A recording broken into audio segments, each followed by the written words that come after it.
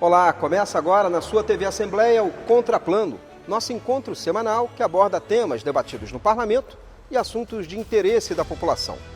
Aqui tratamos de cidadania, políticas públicas e direitos humanos. No programa de hoje vamos conversar sobre trabalho análogo à escravidão, uma forma atual de exploração do trabalhador submetido a condições degradantes, jornadas exaustivas e até mesmo trabalhos forçados. Mas do que estamos falando exatamente? Porque o Maranhão é o maior exportador de mão de obra escrava do Brasil. E como enfrentar essa situação? O Contraplano está começando.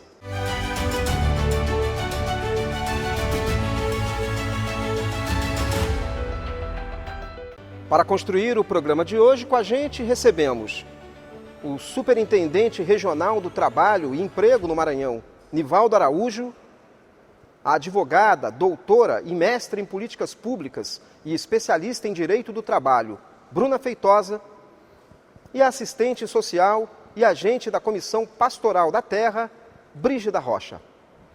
Sejam bem-vindas, bem-vindo. Eu queria que a gente pudesse começar esse debate de uma forma até didática para o telespectador, para tentar entender o que é trabalho análogo à escravidão, o que caracteriza esse trabalho. Começando pelo senhor, Nivaldo. Nós precisamos compreender por que hoje se debate ainda em pleno século XXI, aí se debate a questão do trabalho escravo ou o trabalho análogo à escravidão. O trabalho escravo ou análogo à escravidão, ele tem algumas características que você possa identificá-lo como essa condição. Uma das condições que o trabalho escravo, que você identifica, sobretudo os técnicos, né, que diríamos assim, os auditores fiscais do Ministério do Trabalho, eles vão identificar aquele trabalhador que está numa condição que seja ela privativa da sua liberdade, né, é uma das condições.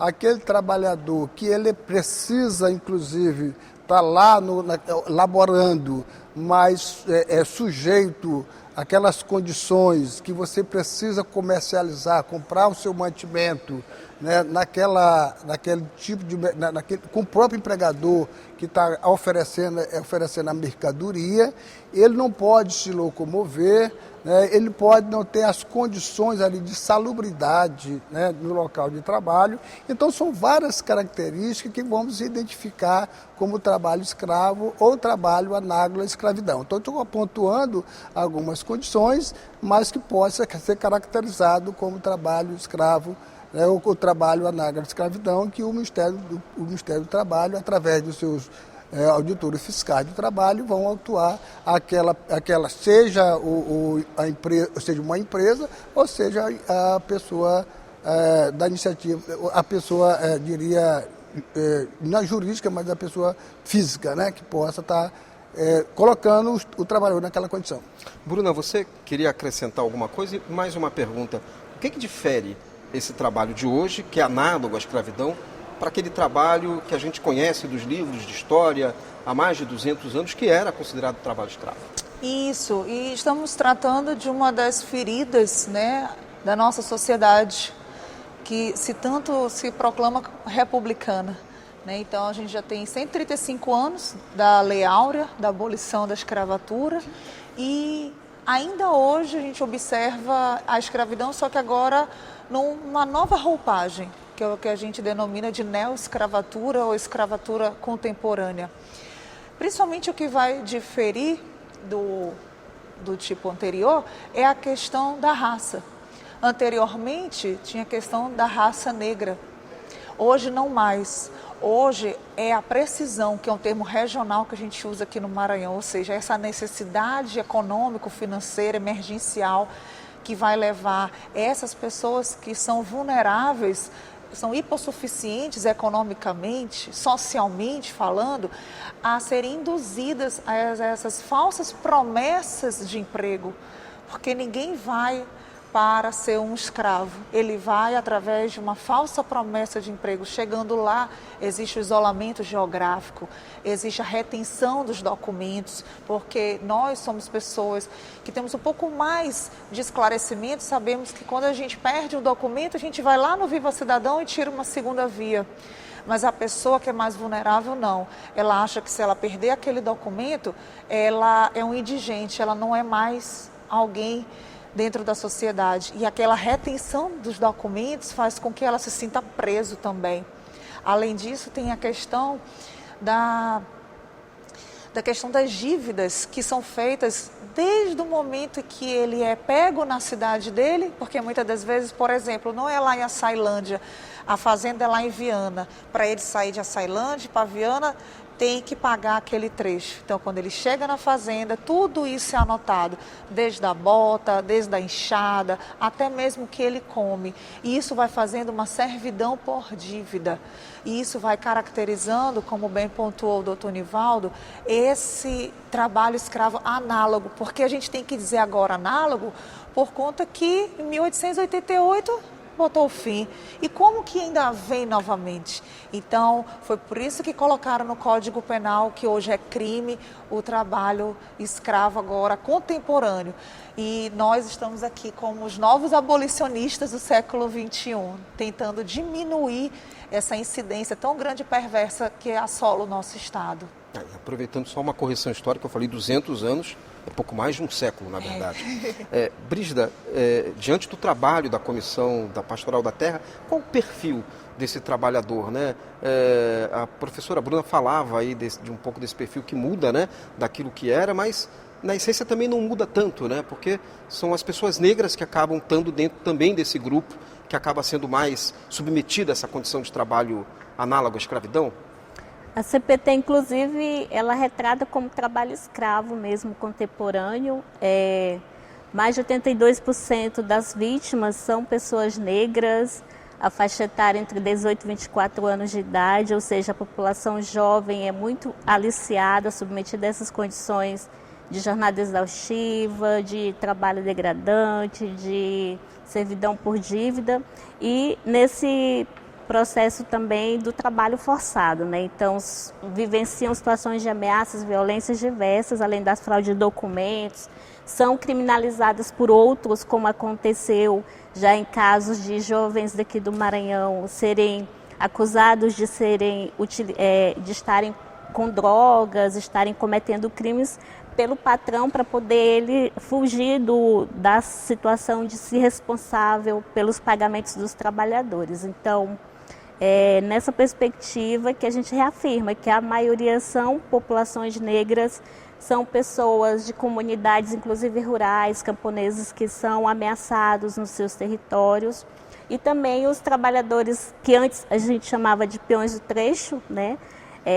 Que não têm uma moradia específica, mas que nesse processo de buscar melhorias, de migrar em busca de trabalho em outros estados ou no próprio Maranhão, são submetidos ao trabalho escravo. O Código Penal 149 traz essas 4 condições principais: jornada exaustiva, trabalho forçado, servidão por dívida, condições degradantes, mas no dia a dia a gente tem identificado muito essas pessoas. A população submetida a trabalho escravo, a maioria são do sexo masculino, né? Então, tanto os naturais quanto residentes do Maranhão, a gente tem dados que retratam a população masculina. A situação de escolaridade deles, em maioria 34% são analfabetos e 47% têm ensino fundamental incompleto. E aí nessa situação também da identidade, a gente tem os indígenas, né, 2-3% da população submetida que se identificam quanto indígenas. E aí para o Maranhão a gente tem um desafio dentro disso, que é também a identificação dessas pessoas, porque nós temos ainda muitos que são pretos ou pardos, mas não se identificam pelas diversas situações de discriminação, racismo, e também indígenas, né, devido às diversas violências que a gente teve no Maranhão, em vários territórios. Algumas pessoas não são reconhecidas, o racismo estrutural, institucional, provoca isso. Então, a gente estima que a população seria muito maior de pessoas submetidas ao trabalho escravo, indígenas e também negras, né? As mulheres que são submetidas ao trabalho escravo, a maioria estão nos serviços da cozinha, do trabalho dentro das áreas rurais, mas também do trabalho escravo doméstico, que hoje é uma pauta discutida com maior veemência. Agora, dia 27 de abril, é o Dia da Empregada Doméstica, e vai ser ampliada essa discussão sobre a escravidão no trabalho doméstico, porque as condições dessas pessoas, tanto homens ou mulheres, nesse trabalho doméstico, elas se agravam muito, né? E são fiscalizações mais recentes. A gente sempre teve o destaque do resgate de pessoas na área rural. O trabalho nas fazendas sempre foi mais fiscalizado porque também foi o mais denunciado. Então, atualmente, os casos de trabalho doméstico têm sido enfrentados ainda mais pelos auditores fiscais do trabalho e todos os demais que integram a equipe de fiscalização. Agora, Nivaldo, eu não sei se é uma pergunta com resposta simples. Por que o Maranhão é o maior exportador de mão de obra escrava do país? Olha, o Maranhão, junto com o Piauí, né? O Maranhão junto com o Piauí são os maiores exportadores de trabalho, de pessoas submetidas a essa condição de trabalho escravo. Por quê? Primeiro que a Brígida aponta, e a doutora também Bruna aponta, em função da baixa escolaridade que nós temos ainda no Estado, a questão da qualificação dessa mão de obra, que ainda é muito baixa, e isso os denominados gatos, né, que são chamados gatos, se aproveitam dessas condições, né? Então isso a gente encontra muitas pessoas, trabalhadores nessas condições na área rural, mas também, como disse bem a Brígida, na área urbana, né? Não é uma situação específica dessa condição na área rural, né? Da condição na área urbana também se encontra trabalhadores nessa condição. Uma das questões, e ainda a gente trabalha muito nas questões que você, da lista suja, das pessoas que foram resgatadas, essa estatística, mas a condição de pessoas, de trabalhadores que estão nessa condição é muito maior, porque o próprio Ministério do Trabalho não tem a estrutura suficiente, né, que nós temos fiscais para ir visitar, para poder fazer a fiscalização em loco. Porque nós temos hoje no Maranhão apenas 22 auditores fiscais do trabalho. Né? 217 municípios. 217 municípios. Né? Então nós temos um Maranhão, uma extensão geográfica, uma dimensão muito grande, que muitas das vezes essa fiscalização se dá por amostragem, né? Porque você não consegue fazer de vista em loco. Então precisa que instrumentalize o Ministério do Trabalho, né? Hoje foi reestruturado, o Ministério do Trabalho passou por um profundo desmonte, aliás, de extinção mesmo, no governo anterior, e está se reestruturando o Ministério do Trabalho para que ele possa cumprir a sua competência e as suas atribuições. E efetivamente, tanto o governo Lula como o próprio ministro do Trabalho, Luiz Marinho, tem como uma das suas missões, um dos seus compromissos, e aí nós também somamos a esse compromisso, de que nós possamos combater qualquer trabalho degradante, sobretudo o trabalho escravo, análogo à escravidão, porque nós não podemos conviver com essa situação, porque é uma questão de humanidade. Né? Não é só uma questão de humanidade. Não pode um ser humano querer escravizar o outro em função do interesse econômico financeiro. Né? Então é importante que a gente faça essa questão, e é importante que a sociedade também, o Ministério do Trabalho, os órgãos fiscalizadores, porque não é só o Ministério do Trabalho, nós temos umas ações que são conjuntas, né? Ministério do Trabalho, Polícia Federal, Polícia Rodoviária Federal, Ministério Público do Trabalho, outros atores que possam participar. E a sociedade é fundamental para poder fazer as denúncias, para que a gente possa combater e erradicar essa questão do trabalho escravo, que não podemos conviver com essa situação. Agora, Bruna, esse trabalhador que é submetido a essa condição, ele tem consciência de que é submetido a essa condição? E se tem consciência, por que se submete? Então, parte deles tem consciência, tanto é que muitas das vezes quando os auditores do trabalho fazem essa fiscalização junto com o apoio da Polícia Federal e tira ele dessa situação e ele é resgatado, muitas das vezes ele cai na reincidência. Na próxima fiscalização ele está lá. E aí ele diz o seguinte: olha, Bruna, eu até queria realmente sair desse ciclo da escravidão, mas eu não tenho políticas públicas, municipais, estaduais e federais que me façam me sair desse ciclo vicioso, né? Porque nós precisamos que tenhamos essa questão transversal, né? Que vá muito além do resgate. Então, vai perpassar por outras esferas que façam com que ele saia. Também nós temos aquele trabalhador que ele não tem consciência que ele está no trabalho escravo, ele entende que aquilo é uma condição degradante, mas que não chega a ser trabalho escravo, porque o trabalho escravo que ele aprendeu é do negro acorrentado, com marca de ferro quente, sendo açoitado em praça pública, né? A propriedade do homem pelo homem, essa cartografia da exploração. Então, ele entende que aquilo não chega a ser trabalho escravo. Então, a gente tem esses dois perfis. E só ressaltando a questão que o doutor Nivaldo colocou, que é uma questão que ela é emblemática e ela é desafiadora, porque essa resposta, ela não perpassa apenas pelo Ministério do Trabalho, nem pelo Ministério Público do Trabalho.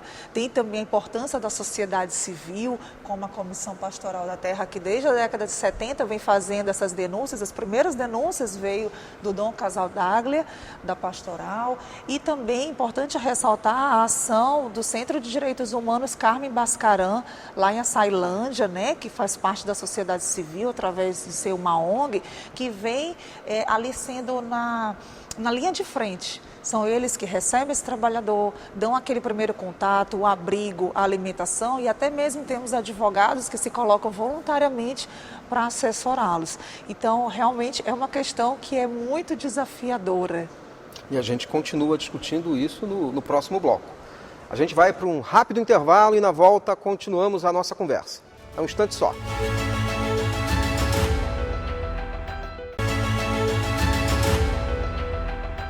O Contraplano está de volta pela sua TV Assembleia. No programa de hoje estamos discutindo trabalho análogo à escravidão. Os nossos convidados, o Superintendente Regional do Trabalho e Emprego, Nivaldo Araújo, a advogada Bruna Feitosa e a agente da Comissão Pastoral da Terra, Brígida Rocha. A gente terminou o segundo bloco com a Bruna. Eu queria começar esse segundo bloco, na verdade, né? Terminou o primeiro bloco com a Bruna e começar o segundo bloco com você, Brígida, falando um pouco do que é o trabalho da Comissão Pastoral da Terra e como que esse trabalho se relaciona com essa questão do trabalho escravo. A Comissão Pastoral da Terra tem uma campanha chamada De Olho Aberto para Não Virar Escravo. Ela tem 26 anos de existência, foi criada pelo Centro de Defesa da Vida e Direitos Humanos Carmen Bascaran de Açailândia, Repórter Brasil, que é uma agência de notícias nacional, e a CPT. Então a gente segue com essa campanha, nossa metodologia, nossa estratégia principal parte com ela. Tanto a gente está presente nos espaços nacionais, estaduais, de discussão da política de combate ao trabalho escravo, quanto a gente faz essa sistematização dos dados, né, de fiscalizações, dos dados de resgates e de denúncias. A CPT se destaca desde Pedro Casaldaglia, lá de 1970, e também com o padre Frei Henri, o Xavier Plazatti e outros nessa pauta das denúncias. Ela tem esse grande destaque, tem muitas informações sistematizadas que são publicadas, pesquisas diversas usam esses dados. Mas o principal trabalho dela é na campanha de prevenção e combate ao trabalho escravo, onde a gente faz o atendimento dos trabalhadores, registra as informações, encaminha, articula com a DETRAI, com as superintendências regionais dos trabalhos nos estados, para que ocorra a fiscalização. Aí a gente mantém esses diálogos com todos que são envolvidos, né, como MPT, as superintendências e a DETRAI. Nessa perspectiva, principalmente, de fortalecer a prevenção nas comunidades. A gente executa um programa chamado RAICE, Aqui no Maranhão, ele tanto é exercido pelo Centro de Defesa de Direitos Humanos de Açailândia, quanto pela CPT, onde a gente trabalha com as comunidades, a informação do que é o trabalho escravo, de como identificar situações, para onde denunciar, mas políticas públicas que estão pautadas no nosso plano nacional, no plano estadual, de combate ao trabalho escravo. E nessa perspectiva, em Codó, a CPT, por exemplo, está construindo com o poder público e sociedade civil o plano municipal de Codó, que é o município em maior ranking de pessoas vítimas do trabalho escravo, né, em outros estados que foram resgatadas, mas também que submete pessoas ao trabalho escravo. Então vai ser uma grande experiência que a gente pretende finalizar ainda em 2023, para podermos continuar fortalecendo essas estratégias. Então, o trabalho principal da CPT, nessa pauta do combate ao trabalho escravo, é a prevenção junto aos trabalhadores e às comunidades. A gente discute, informa, registra as denúncias, as situações de conflitos no campo, entre eles a trabalho escravo e de ameaças de lideranças também, mas nessa perspectiva de estar presente nos espaços da CONATRAI, das COETRAIs,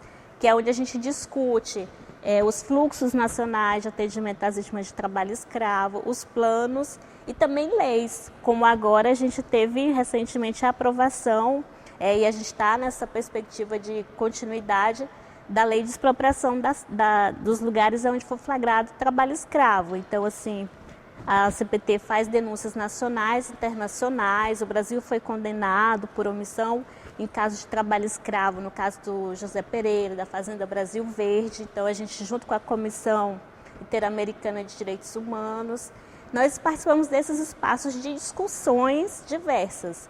Então, agora recente está sendo também acompanhado a situação das vinícolas que foram flagradas com trabalho escravo. Então, isso no Rio Grande do Sul.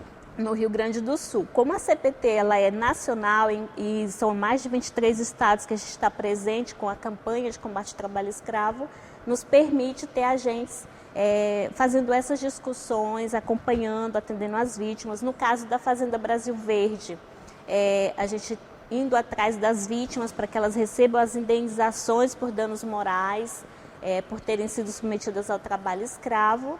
E no dia a dia a gente está sempre estudando, né, o tema trabalho escravo, que ele tem uma dinâmica muito frequente, como falado no bloco anterior, né, o trabalho escravo ele tem novas roupagens, está sempre mudando.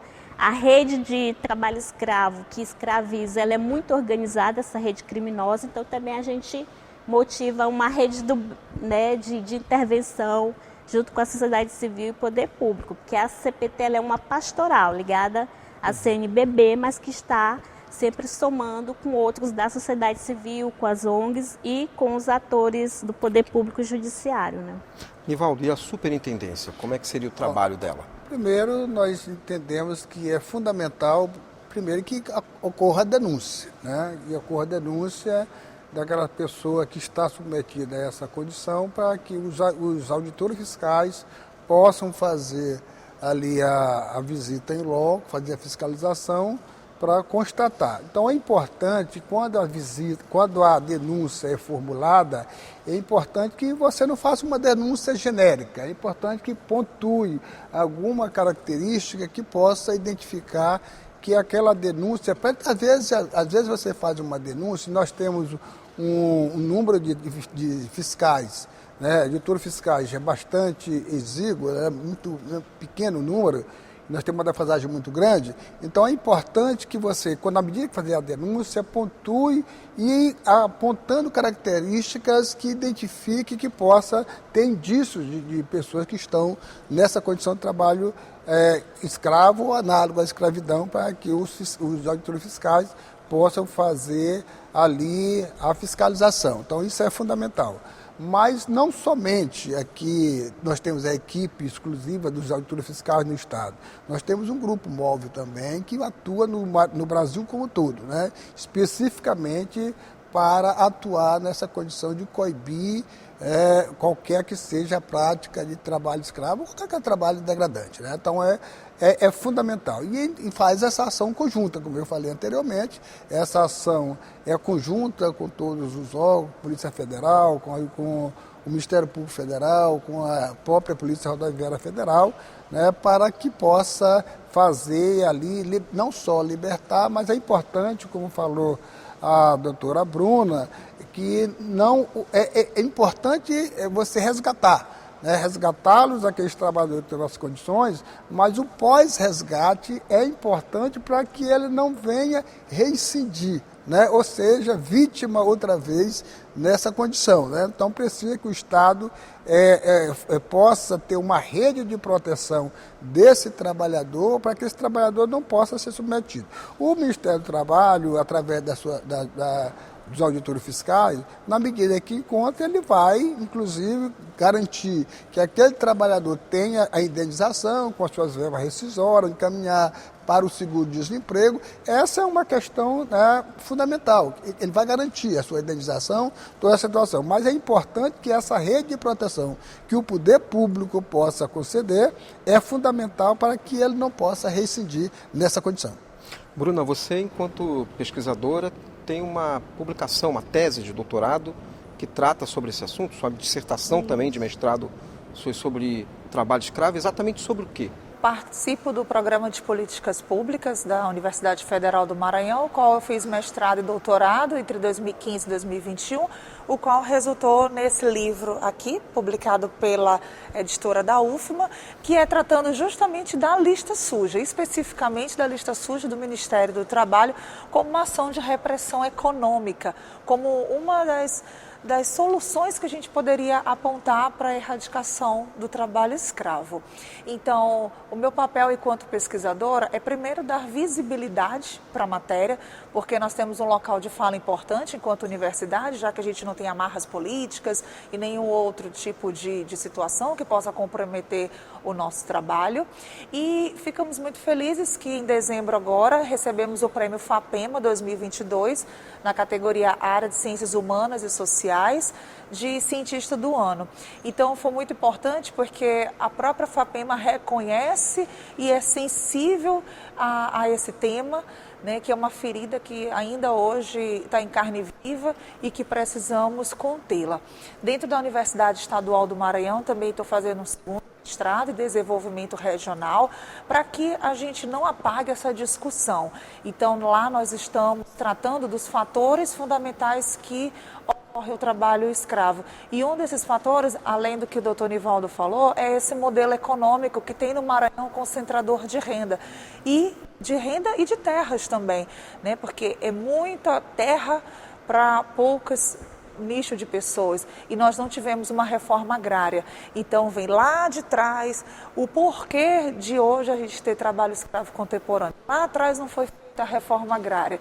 Então esses trabalhadores, eles não têm a terra para onde plantar. Então eles têm que se submeter a esse tipo de situação degradante, vexatória e humilhante. Como é que está essa situação da lista suja, né? Por algum momento parecia que não poderiam ser divulgado o nome dessas empresas. Hoje ela está à disposição, o cidadão pode ir na internet e verificar quem são essas empresas. E a gente falou no primeiro bloco, a Brígida falava sobre o perfil do trabalhador. Qual o perfil dessas empresas? Certo. Então, a questão da lista suja, ela por muitos anos, ela esteve através de ações no STF que queriam colocar ela como inconstitucional.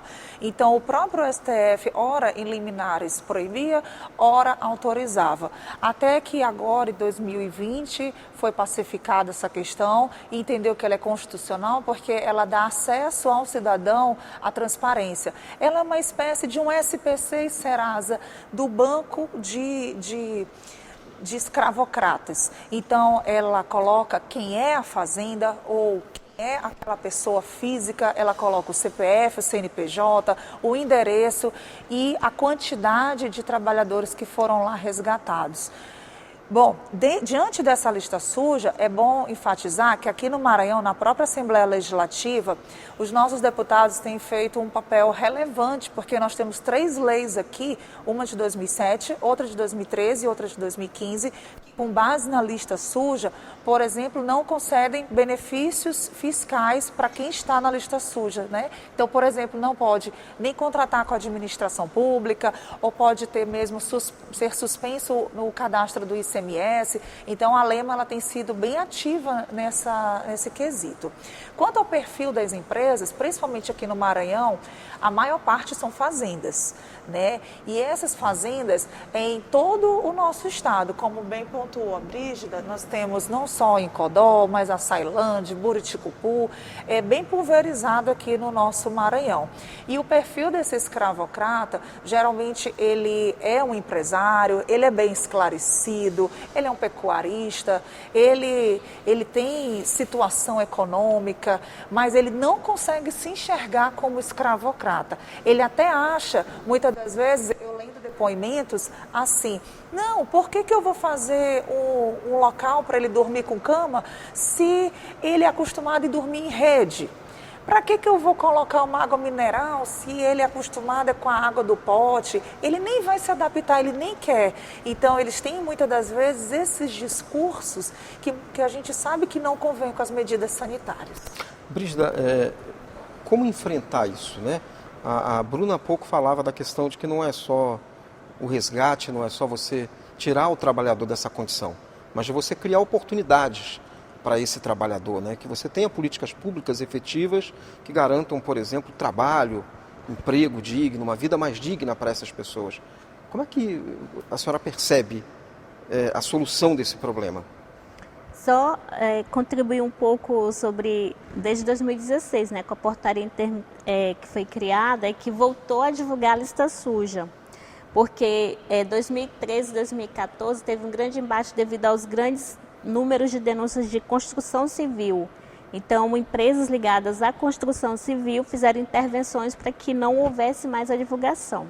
E aí, naquele mesmo período, inclusive, a CPT fez também manifestações em relação a isso, junto com a Conatrai e outras Coetrais também, e demais órgãos. E a gente conseguiu depois, junto com a Repórter Brasil, ter essa provocação e foi criada nova possibilidade de se divulgar. E aí agora recente, dia 11 de abril, foi atualizada. Então, 289 empregadores de nível nacional citados nessa lista e o nosso estado tem 12 citados, né? E é um número de aproximadamente 91 trabalhadores desses que foram escravizados por essas 12 pessoas. Então, esse é apenas um exemplo, porque nós já tivemos do Maranhão juiz, né, políticos, prefeitos, entre outros, e aí também é uma realidade assim complexa, quando a gente vai falar de o que fazer para poder superar isso, para que as vítimas não sejam mais submetidas, não sejam reincidentes, escravizadas novamente, porque as políticas públicas, e aí perpassam por várias discussões, elas não têm também uma comunicação, uma integração.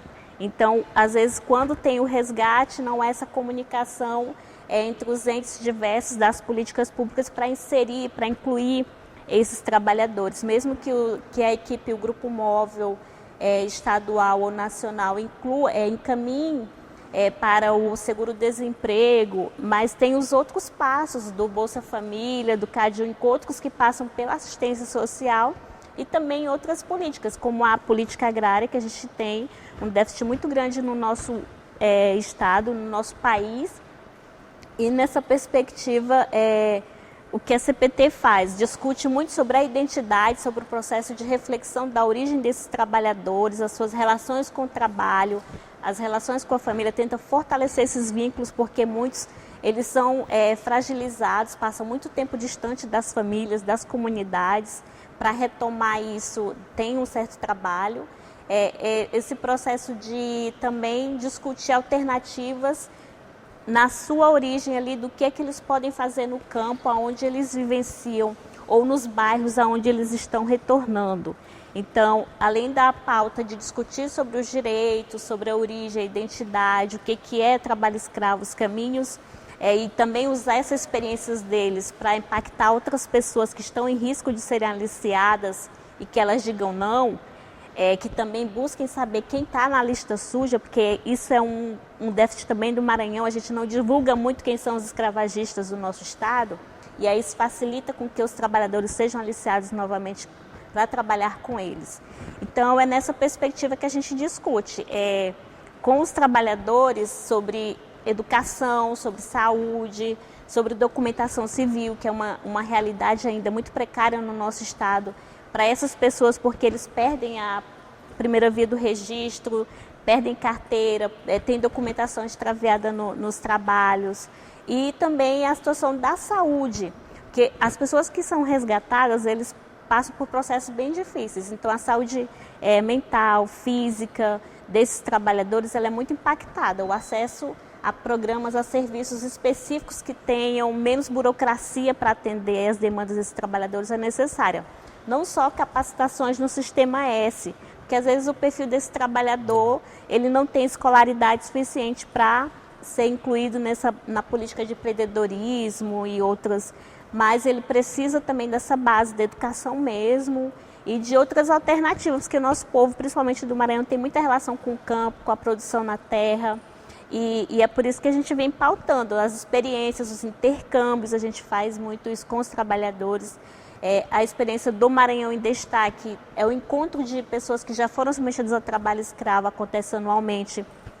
A CPT e o CDVDH se somam nisso, é uma experiência iniciada pelo centro e a CPT compartilha junto com o centro disso para que os trabalhadores possam ter a sua rede, né, de discussão, de informação e de discutir estratégias mesmo, de cobrar do poder público direitos fundamentais que não são respeitados. Então, é nessa perspectiva que a CPT trabalha, né, de tentar estar próximo das pessoas que são oprimidas, mas não vê-las apenas como vítimas ou como pessoas incapazes, porque elas foram submetidas ao trabalho escravo pelas diversas condições de racismo, de precisão, de necessidades diversas, mas principalmente de irresponsabilidade de quem escraviza, de omissão de uma sociedade que nega quando tem escravidão, fecha os olhos para não ver a realidade, e também de morosidade que a gente tem nos órgãos judiciários, porque não é todos os trabalhadores que são resgatados do trabalho escravo. As denúncias, elas têm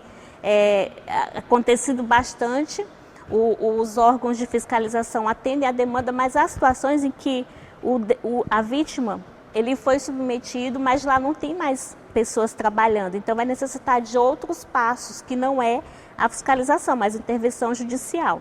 E aí até gerar provas, toda uma burocracia que hoje se tem no judiciário, que tem que ter documentação, CPF de quem está escravizando, explorando, então tudo isso dificulta o acesso ao direito à justiça, né, à reparação social, à reparação desses danos causados no trabalho urbano e rural. Okay. E aí, mais uma vez, a gente ressalta essa importância de estar de olho aberto para não virar escravo e também de ver quem que está sendo submetido e a gente abrir a boca, a gente falar, denunciar, né, é algo muito necessário e que fortalece essa continuidade da nossa campanha, né, que ela não tem um fim ainda, porque o trabalho escravo também ainda não teve fim, infelizmente. Perfeito, a gente volta a falar desse tema. Vamos para mais um intervalo e voltamos daqui a pouco com o último bloco do Contraplano.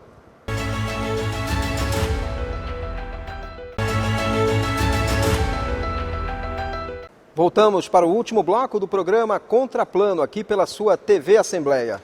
Hoje discutindo o trabalho análogo à escravidão.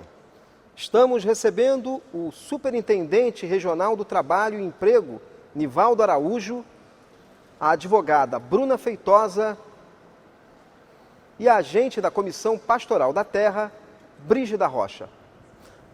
A gente, no intervalo, na volta da resposta da Brígida, começou a conversar aqui, ter um bate-papo, e o Nivaldo queria colocar alguma coisa, Nivaldo. Por favor, fique à vontade. Eu acho que o debate aqui está muito interessante. Eu acho que nós temos aqui acordo com todas as posições aqui manifestadas. Agora, eu queria chamar a atenção que eu acho que um instrumento importante que a sociedade possa realmente saber quem é que pratica o trabalho escravo ou análogo à escravidão é a lista suja, né? Eu acho que isso é importante, todos nós defendemos, né? Até pelo princípio da transparência, né, que precisamos ter essa questão. Eu acho que já foi pacificado pelo STF em relação que não tem nenhuma ilegalidade, não tem nenhuma inconstitucionalidade em relação à divulgação da lista suja, isso é importante, nós sabemos. Agora, infelizmente, no Brasil, nós temos as formas de burlar, né? As formas de burlar, porque muitas empresas ou próprios empregadores mudam de razão social. Então não tem como você identificar, seria importante, na medida que você divulga a lista suja, que toda a sociedade tem conhecimento de quem pratica, o próprio trabalhador não estaria submetido a essas condições, ou esse risco, né, de condições para ser escravizado, ele pudesse, né, ter o direito de recusa. Mas, infelizmente, às vezes não é diretamente daquele empregador que tem a sua razão social, tem os agenciadores, né? E os agenciadores, quando vai contratar, ele às vezes nem diz para que empregador ele vai prestar o serviço, né? Vai ser contratado. E acho que é importante, né, nosso entendimento interessante, que o poder público possa ter um instrumento que possa, inclusive, coibir. Então, é preciso, sobretudo, no ato do recrutamento, ou aquelas pessoas que estão agenciando os trabalhadores, eles precisam garantir as informações do CNPJ do empregador, ele precisa garantir o contrato de trabalho, ele precisa dizer o endereço para onde ele vai prestar aquele serviço, para garantir que a própria Polícia Rodoviária Federal, porque precisa ter o transporte, sobretudo daqueles trabalhadores que vão ser exportados ali para outro estado, né, que vai prestar aquela mão de obra, que são os mais suscetíveis a estar nessas condições. Então precisa ter uma proteção, se assegurar, né, se resguardar desses instrumentos, dessas informações, desse controle, para que o trabalhador não fique vulnerável para essa condição. Então é importante que o poder público possa, né, todos os entes, né, seja o ente municipal, o estadual, através dos síndicos, que é uma agência de recrutamento de mão de obra. Então, é importante ter esse instrumento. Então, é importante que se faça essa situação para que a gente não continue com essas condições de trabalho análogo à escravidão, e precisamos combater, todo mundo erradicar. Porque entendemos que a sociedade não compactua e não concorda com isso. E nós precisamos ter algumas medidas e sanções, não só do ponto de vista administrativo, não só do ponto de vista da divulgação, mas sanções mais enérgicas, né? Eu já sei que hoje o mercado não aceita produtos oriundos do trabalho escravo, e aí foi citada aqui pela Brígida a questão das vinícolas do Rio Grande do Sul. Nós antes não tínhamos muita incidência na região sul, uma região que sempre era mais considerada como mais civilizada, não tinha, né, muita incidência dessa condição de trabalho escravo, e nós temos hoje. Mas por que nós temos hoje? Também o próprio Estado não deixou de cumprir, né, a sua obrigação, que era de mais de fiscalização. Então, o sucateamento, o que houve, o desmonte do Ministério do Trabalho, foi exatamente uma forma de incentivar, né, que os maus empregadores, não vou dizer que generalizar, né, que nós temos os maus e os bons, mas os maus empregadores, sentindo nessa condição que o Estado não cumpriu o seu papel, foi um incentivo para que essa prática pudesse acontecer de forma acentuada. Esse desmonte também quase passou uma reforma trabalhista, né, recente, que foi apresentada, em que se via, por exemplo, a questão do que a Bruna citou, a habitação podia ser considerado como um elemento de pagamento do empregador para o empregado, coisas que até dificultariam o reconhecimento como um trabalho análogo à escravidão, não, Bruna? É isso. E uma das coisas que eu gostaria também de ressaltar é que essa profissão de auditor do trabalho é uma das mais difíceis, porque são eles que estão lá na trincheira, e vários colegas do Univaldo a nível nacional já sofreram emboscadas e já faleceram, porque são eles que vão para a ponta. Então, se eles não tiverem um apoio da Polícia Federal para estar ali com helicópteros, com recursos humanos, financeiros, estruturais, é uma das questões mais dificultosas é você entrar numa propriedade. Né? Ainda mais uma propriedade privada. Então, é preciso ter realmente uma efetividade maior. Outra demanda que a Brígida apontou é que nós não temos um sistema interoperacional com uma numeração única de protocolo. Então, o processo que é feito administrativamente lá na Superintendência do Trabalho, quando vai para o Ministério Público do Trabalho, ele recebe uma outra numeração. Quando ele vai para o juízo, ele recebe uma outra numeração. Então, essa troca de numerações, muitas das vezes, dificulta. E quando, por exemplo, passa o processo para o MPTP, muitas das vezes o Nivaldo já não sabe mais o que acontece, porque ele já não sabe mais qual é a fase que sucede ali. Então, é interessante também que tenha essa constituição dessa rede interoperacional entre esses atores envolvidos, para que possa entender o que começa, onde começa e onde vai terminar esse processo. Eu gostaria de passar a palavra para a Brígida para ela continuar. Eu acho que também é importante falar sobre a gente não tem uma visibilidade dos resultados dos processos criminais, né? O Ministério Público Federal é quem fica com essa responsabilização, com essa responsabilidade de seguir com a apuração do crime.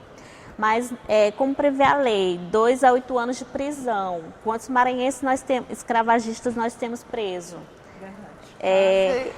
A questão também, se houver crianças ou se for escravidão por questões de etnia, de cor, de raça, essa pena foi multiplicada. A gente não tem essas informações e elas são situações apuradas aí a partir do Ministério Público Federal e da Justiça. Então, é uma necessidade muito grande de haver melhor comunicação entre esses órgãos, né, que lidam com o combate ao trabalho escravo. E aí, também a gente ressalta essa questão. Hoje, as fiscalizações, elas continuam acontecendo, mesmo no governo anterior que tentou acabar com o combate ao trabalho escravo, né, com o que a gente já tinha criado, apesar de toda essa tentativa não conseguiu, as fiscalizações se mantiveram, o nosso conceito de combate ao trabalho escravo também se manteve, tudo por essa reunião diversa de estar pautando sempre. Mas uma das situações 50% dos auditores fiscais não estão trabalhando, então a gente requer recurso, a gente quer concurso público para que tenha novos auditores fiscais para ampliar, porque não é só nas situações do trabalho escravo, mas também tem o trabalho infantil, né? Tem o tráfico de pessoas para o fim de trabalho escravo. Então, são muitos outros crimes atrelados ao trabalho escravo e que, pela falta de não haver um diálogo mais integrado, instrumentalizado mesmo, assim, né? As relações institucionais, elas precisam ser fortalecidas nessa perspectiva. Ô, Brígida, eu queria corroborar com você. Sim. Primeiro porque eu estou lá na Superintendência Regional do Trabalho e hoje é um anseio muito grande da Superintendência, do Ministério do Trabalho, mas sobretudo dos auditores fiscais. E é importante que a sociedade também possa incorporar, né, esse desejo, esse pleito, na verdade um pleito, que possa ampliar, né, a questão da contratação do auditor fiscais. Auditores fiscais, nós tínhamos até 2017, 72 de auditores fiscais do Maranhão, nós temos 22. Né? 50 mesmo. Hoje nós temos 22. Então, no Brasil todo, tem 1.000 e poucos auditores fiscais para fiscalizar o Brasil todo, né? As empresas, as condições de trabalho degradantes e de respeito à legislação. Então, é insuficiente. Só para o Ministério do Trabalho para coibir isso é insuficiente. Então é importante e nós vamos estar fazendo esse pleito junto ao ministro Luiz Marinho, ao governo do presidente Lula, para que possa fazer concurso público, contratação de novos auditores fiscais do trabalho, para que eu sei que mesmo contratando não vai resolver, mas vai contribuir muito para essa atividade e para essas atribuições que são a competência do Ministério do Trabalho. E conjuntamente com as contribuições da sociedade, inclusive, né, da CPT, de todos os atores que trabalham nessa perspectiva de que nós possamos erradicar o trabalho escravo e o trabalho degradante, nós vamos contribuir. Acho que essa é uma grande pauta que todos nós precisamos estar incorporando, né, nas nossas lutas. A Bruna pediu a palavra. Isso, só um minutinho, tá Bruna, bom. que é o tempo já que a gente entrou na reta final do programa. Tá. Um minutinho para você. Certo. Então, eu queria fazer uma fala para o nosso congressista, no sentido de que possam rever esse artigo 149 do Código Penal para endurecer a pena, porque nós não vemos pessoas presas com penas privativas de liberdade, no máximo são restritivas de direito. Então, nós precisamos endurecer também a pena para que a gente possa alcançar uma maior efetividade e dar uma resposta maior para a sociedade. Bem como a gente precisa também da sensibilização, né, de todos esses sujeitos de políticas públicas para que tenham essa concepção maior de que juntos nós podemos, todos nós, de mãos dadas, dar uma resposta para aquele trabalhador que está escutando a gente agora e que está passando por essa situação e está aqui prestigiando o programa. Ô, Bruno, só corroborando, rapidamente. 10 segundos. Eu sei que a legislação é importante. Nós temos uma PEC que foi aprovada, que a PEC pode expropriar, inclusive, a propriedade que pratica o trabalho escravo. Mas precisa de regulamentação. Então, nós precisamos regulamentar essa PEC, né, essa emenda constitucional, para que ela tenha efetividade, porque além também das medidas penais, precisamos Desde 2014 a gente está aguardando essa regulamentação para que ela tenha mais efetividade e que possa cumprir também um papel de contribuir com a erradicação do trabalho escravo. Queria agradecer a vocês, a Brígida, a Bruna, a Univaldo, dizer que a gente poderia ficar aqui muito mais tempo conversando sobre esse tema, mas a gente tem um limite também de tempo. Espero... Temos outra oportunidade. Teremos outras oportunidades, com certeza. Espero que a gente tenha passado para você, telespectador, a mensagem sobre esse tema, né? Chegamos ao fim do programa de hoje. Você pode assistir a reprise dessa edição em nossa programação ou em nosso canal do YouTube. Até a próxima semana com mais um Contraplano.